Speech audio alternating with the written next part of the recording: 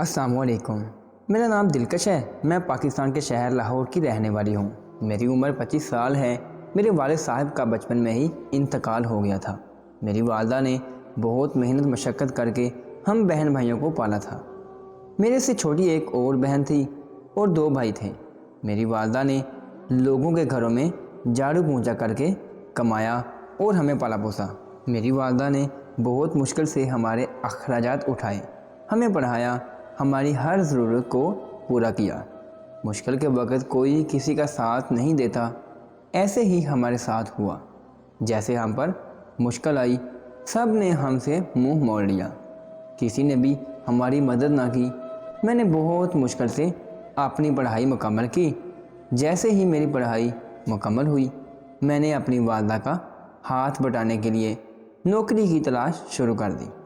خیر، بہت سی ٹھوکریں کھانے کے بعد مجھے ایک ہاسپٹل میں نوکری مل گئی۔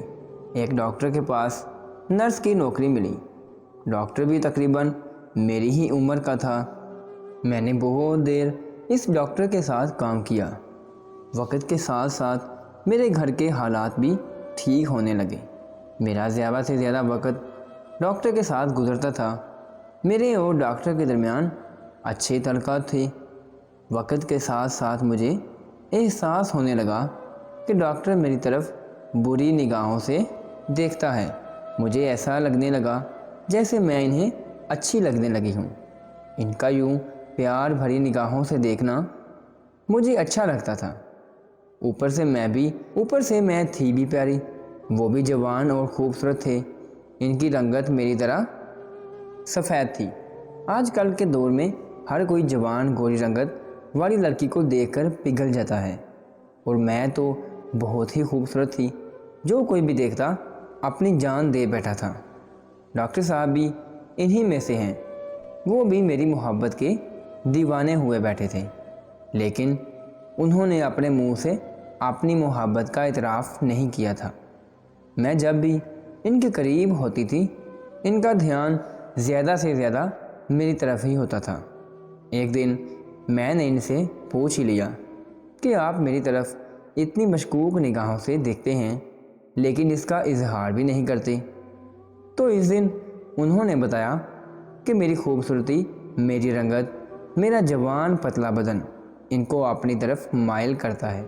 میں نے ان سے کہا کہ اگر میں ان کو اچھی لگنے لگی ہوں تو منہ سے اظہار کیوں نہیں کرتے؟ کہنے لگے کہ میں ڈرتا ہوں کہ تم انکار ہی نہ کر دو۔ اس دن اس نے اپنے دل کی بات مجھ سے کر ہی دی۔ میں نے بھی بتا دیا کہ ان کا ایسے دیکھنا اور وہ خود بھی مجھے اچھے لگنے لگے تھے۔ وہاں سے ہماری بات صحیح ہونا شروع ہو گئی تھی۔ ایک دن میں ہاسپٹل گئی تو ہاسپٹل میں کوئی مرض نہیں آیا تھا۔ جو پہلے کے مریض تھے ان کو ڈسچارج کر دیا گیا تھا۔ ڈاکٹر صاحب کے کمرے میں گئی۔ ڈاکٹر صاحب بہت ہی کیوٹ لگ رہے تھے۔ ان کو دیکھ کر میرا دل مچلتا رہ گیا۔ میں ڈاکٹر صاحب کے تھوڑی قریب گئی۔ ڈاکٹر صاحب بھی مجھے دیکھ کر خوش ہو گئے۔ ان کو دیکھ کے ایسا لگ رہا تھا جیسے ان کا برسوں پرانی پیاس مٹانے کو جی چاہ رہا ہو۔ ڈاکٹر صاحب نے بہت نرمی سے بولا کہ مجھے چائے بنا دیں۔ ہمارے ہاسٹل میں ایک کچن بھی تھا، جہاں کسی کو بھی چائے پینی ہوتی تو وہ اپنی بنا کر پی لیتا تھا۔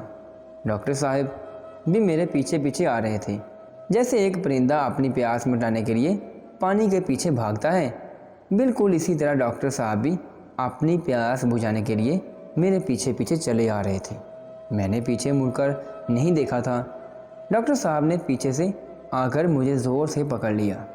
پھر آہستہ آہستہ انہوں نے میرے ناریل کے اوپر ہاتھ رکھا اور اسے زور سے دبانے لگے۔ میرے اندر سے دھیمی آواز میں آہیں نکلنے لگیں۔ ڈاکٹر صاحب کا خود پر قابو نہ تھا۔ ڈاکٹر صاحب نے میری چڑیا پر ہاتھ رکھا اور ایک انگلی سے مسلنے لگے۔ مجھے بہت مزہ آ رہا تھا، بس دل چاہ رہا تھا ان کا طوطا اپنے اندر لے لوں۔ اتنی دیر میں ڈاکٹر صاحب کو پسینے چھوٹ گئے تھے۔ ڈاکٹر صاحب نے مجھے بہت زور سے پکڑ رکھا تھا۔ ہمارے ہاسٹل میں ایک روم بھی خالی تھا، جہاں پر ایک بیڈ بھی پڑا ہوا تھا۔ ڈاکٹر صاحب نے مجھے اپنی گود میں اٹھایا اور کمرے کی طرف جانے لگے۔ چائے وہیں چولہے پر پڑی رہ گئی ڈاکٹر صاحب نے مجھے گود میں اٹھایا ہوا تھا اور گود میں اٹھا کر کبھی میرے گلابی ہونٹوں پر اور کبھی میری گردن پر، میرے گالوں پر مجھے ان کی گود میں ان کا یوں کس کرنا مجھے بہت اچھا لگ رہا تھا۔ انہوں نے کمرے کا دروازہ کھولا اور مجھے بیڈ پر لٹا دیا اور خود میرے اوپر لیٹ گئے اور میرے فٹ بالز کو زور زور سے دبانے لگے۔ مجھے تھوڑا درد ہو رہا تھا لیکن بہت مزہ بھی آ رہا تھا۔ کبھی وہ میرے ناریل کو دباتے اور کبھی وہ میری چڑیا کو ایک دوسرے سے مسلنے لگتے۔ میرے اندر سے مزے سے آوازیں نکل رہی تھیں۔ ڈاکٹر صاحب میری چڑیا کو ایک انگلی سے بہت زور سے مسل رہے تھے۔ اتنے میں میری چڑیا سے پانی نکلنا شروع ہو گیا۔ وہ میرے اوپر لیٹ کر اوپر نیچے ہونے لگے۔ اتنے میں مجھے ان کا طوطا محسوس ہو رہا تھا۔ میں نے ان کے طوطے کو ہاتھ لگایا، وہ پتھر سے بھی زیادہ سخت تھا۔ جیسے ڈاکٹر صاحب کو میری چڑیا اور فٹ بالز کو مسل کر مزہ آ رہا تھا، مجھے بھی ان کے طوطے کو مسل کر مزہ آ رہا تھا۔ مجھے دلی سکون مل رہا تھا۔ ڈاکٹر صاحب ایک منٹ کا بھی سانس نہیں لے رہے تھے۔ کبھی میری گڑیا کو مسلتے، کبھی میرے فٹ بالز کو دباتے اور گلابی ہونٹوں پر کس کرتے۔ ڈاکٹر صاحب مجھے بہت زور سے کر رہے تھے۔ مجھے بہت مزہ آنے لگا تھا۔ وہ دن میری زندگی کا یادگار دن تھا۔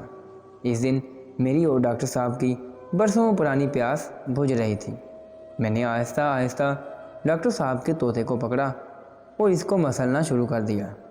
اس سے ڈاکٹر صاحب کی تڑپ اور زیادہ بڑھ گئی۔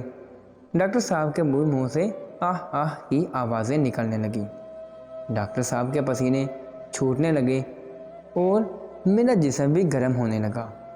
ڈاکٹر صاحب نے آہستہ آہستہ کام کرنا شروع کر دیا۔ میرے ناریل کو زور زور سے ہاتھ سے پکڑ کر مسلنے لگے اور ان کو کھانے لگے۔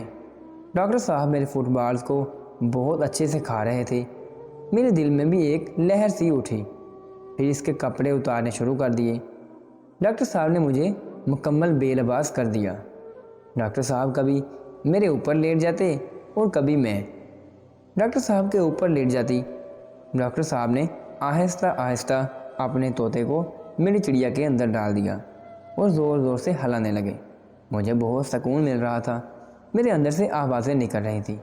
ڈاکٹر صاحب کبھی مجھے اپنے اوپر لٹا لیتے اور کبھی اپنے اوپر بٹھا لیتے۔ دیکھتے ہی دیکھتے سارا دن گزر گیا۔